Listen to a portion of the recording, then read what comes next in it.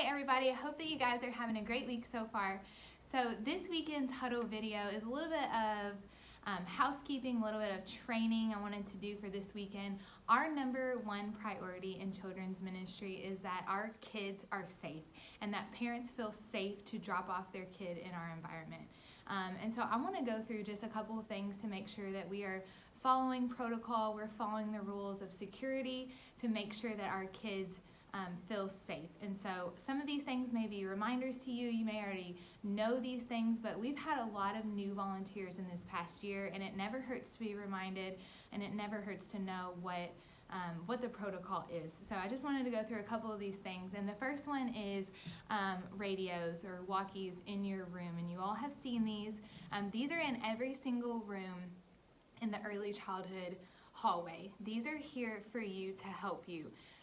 This is the quickest way to get somebody's attention in the hallway. Me and a team leader and all of our check-in volunteers have radios at all times. So if you have a question about something, if you run out of supplies, if you have a child that's crying or we need to put a number up, if there's been an injury, if you have to go to the bathroom or you feel like you need to step out for a minute, this is the quickest way to do that, to use your radio. And I don't know if you guys have noticed, but in all of the classrooms in the hallway now, they have installed video cameras. So that is a security, safety measure that Southeast has put in place to keep us accountable. So we have to have 2 adults in every room at all times. So and that does not include minor volunteers. So volunteers that are under 18 do not count as an adult in the classroom. So we have to have 2 adults in the room at all times. So if you have to go to the bathroom or you want to go get water or you have to go get a supply, make sure you use your walkie and have me or a team leader step in for you. Or we can do that for you so that we're not leaving the room.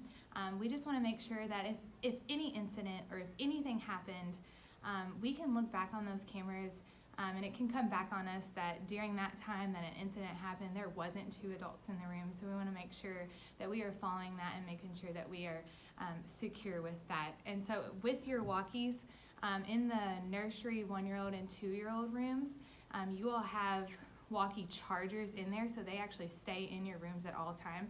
Make sure when you leave on a Sunday that you just put it back on the charger and make sure a red light comes on and it beeps. That will let you know that it's actually charging. And so when you get there on Sunday, just kind of make sure that it's on, and it should say Southwest Student, and you'll know you're on the right channel. And all you have to do is just press the side of the button, and then you can get a hold of me or a team leader.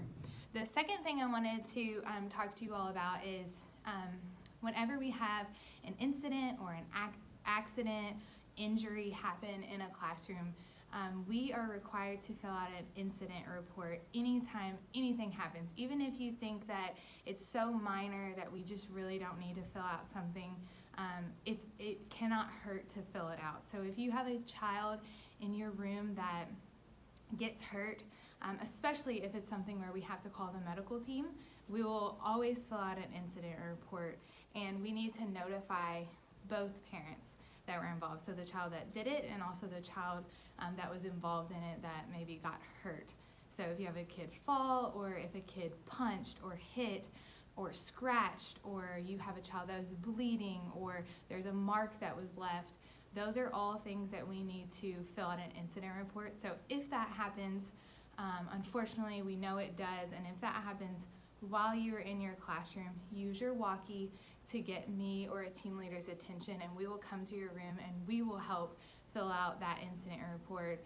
And if you don't feel comfortable telling a parent what happened, I'm more than happy to come to your room to have that conversation with a parent, especially if it is a severe thing that happened. I will usually stick around to make sure I'm the one that is handling that conversation. But with that and incidents, we've had several incidents of biting that's happened. Obviously that's more of something that happens in our nursery, our 1-year-old rooms.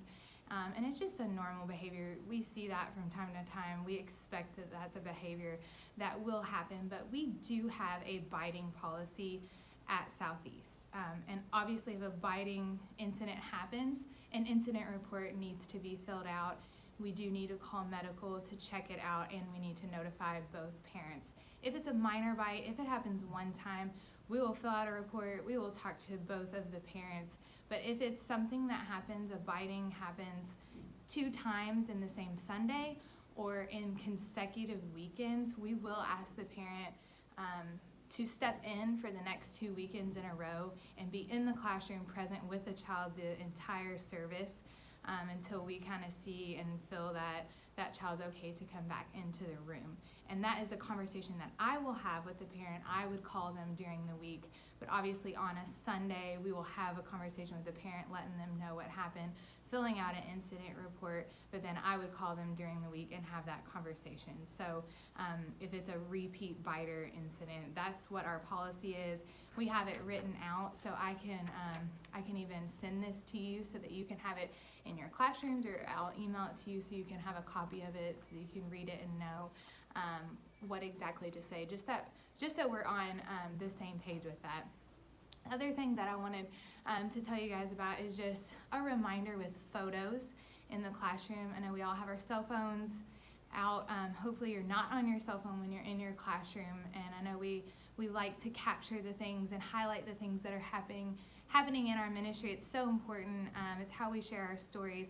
But I did want to remind you that not to take photos of children in your classroom and share them on social media or on any public site.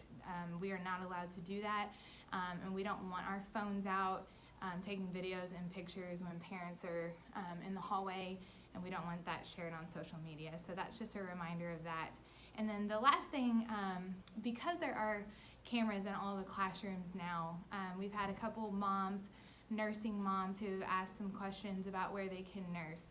So just being aware that there are cameras in the classroom, so if a mom is asking for that and they want to step into an extra classroom, just being aware that there are cameras in there. But we do have a nursing room.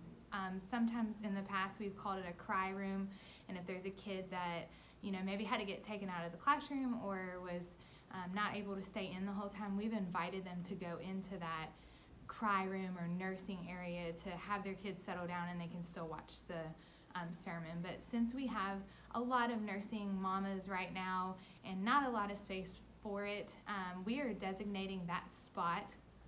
And if you don't know where that is, you head down the early childhood hallway from the volunteer check-in room.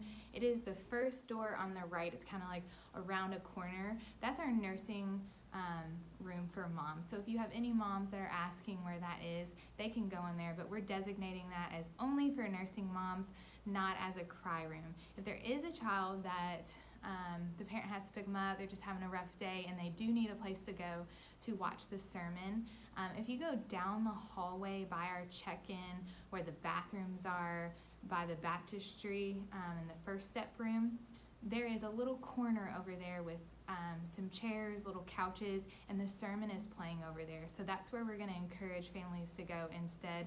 That way we make sure that moms have privacy and a place to nurse. So those are just, I know that's a lot of information, but if you have any questions at all, feel free to text or email me about that if you have any questions about the things that I said.